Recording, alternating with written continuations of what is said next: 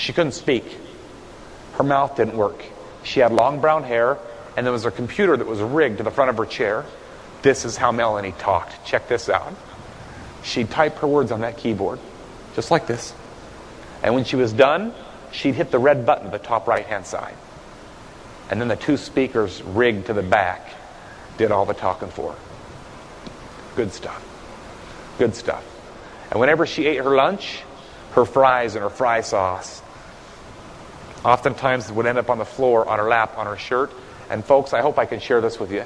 She even drooled out of one side of her mouth whenever she ate. And me and my buddies in the corner, we thought it was kind of funny. Due to our lack of what? Vision. Remember what we're talking about tonight? Due to our lack of vision. In fact, one day after school, after ball practice, me and the entire team were at my house, downstairs in my bedroom, door closed. Guess whose name comes up in our conversation somehow? Hey, comes up, and we all kind of start to laugh a little bit.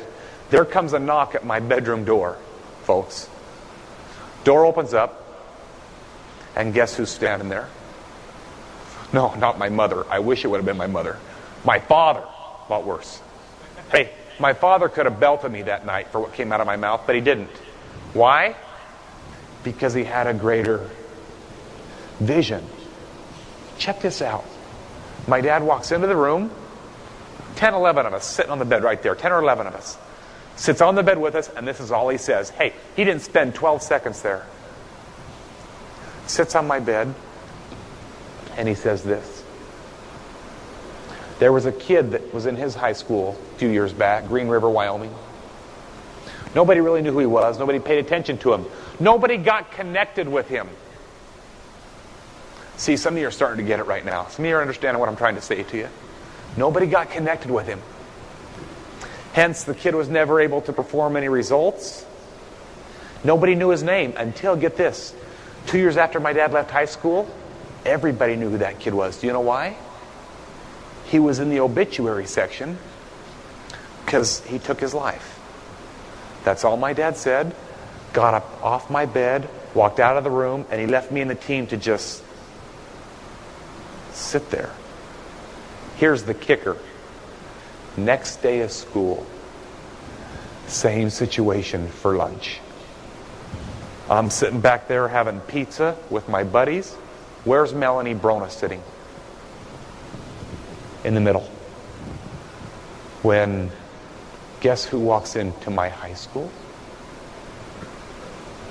A man with a vision. Who just so happened to be who? Yeah. Somebody special?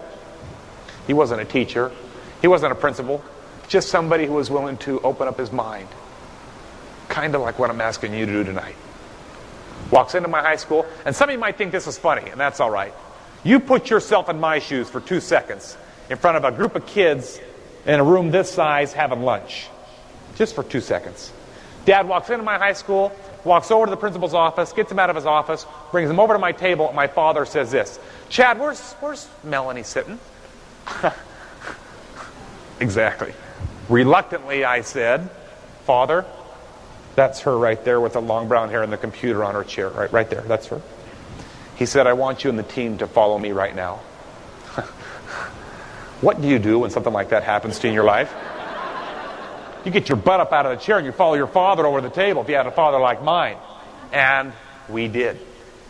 All 11 of us. When we get over to her table, he does this.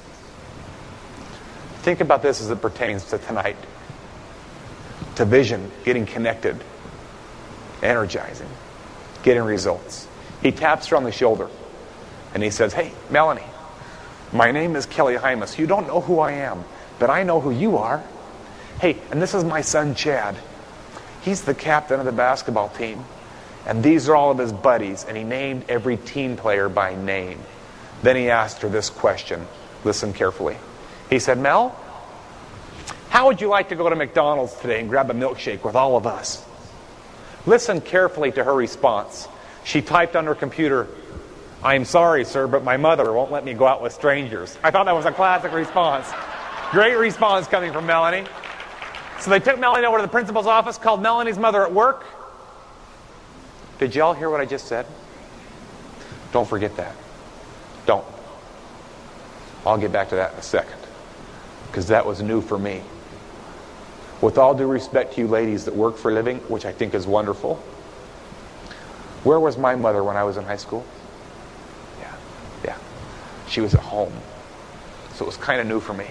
Hey, got permission from Mom, and then my dad, watch this, he flipped the switch on the back of her electric chair, pushed her back out to the middle of all of you. Of all of you. I watched this. He then put his hands up underneath her numb legs, lifted her up out of the electric wheelchair so that all of you would see it. Why? He carried her out to our family car, set her in the passenger seat, and then he stuffed me, the principal, and 10 of my buddies into a car that only seats 6 people. My father lacked safety vision. I want to share that with you. Lacked safety vision. We went to McDonald's that day, and guess what happened at McDonald's? Check this out. Me and my buddies, all 11 of us, we fed her the strawberry shake with the little plastic spoon. Melanie always had a towel on her lap. I failed to mention that to you. Why did she have a towel on her lap? Somebody help me with that. Remember? And so we as a team grabbed the towel. True story, folks. True story. Made the news. We grabbed the towel and we wiped it off so that she would be somewhat presentable. And as we did this for this girl, whom I never got connected with before that day, what did she type away on the keyboard? Somebody say it. Like, hey, 10 times. Thank you. And then she'd hit repeat. Thank you. Repeat. Thank you. And then she informed us of the following information. She'd been born like this. Look.